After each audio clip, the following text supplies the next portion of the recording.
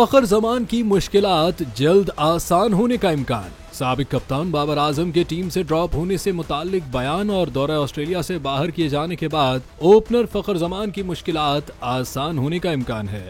Pakistan cricket board ने opener के मामले पर लचक का मुजाहरा किया है और आइंदा कुछ दिनों में उनकी टीम में शमूलियत जल्द मुतवक्के है। नौमुंतखब कप्तान मोहम्मद रिजवान ने ओपनर के लिए आवाज बुलंद की है, जिस पर बोर्ड ने भी नरमी का मुजाहरा किया है। इस पेशरफ्त से पता चलता है कि पीसीबी फखर की वापसी के लिए गौर कर रहा है, जिससे बोर्ड के साथ फखर जमान के मौक़िफ़ में मुस्बत तब्दीली आएगी।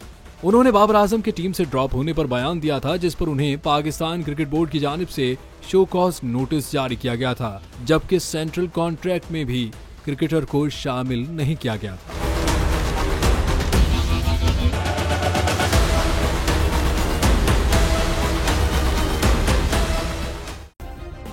सब्सक्राइब करें और बेल दबाएं ताकि कोई खबर रह न जाए।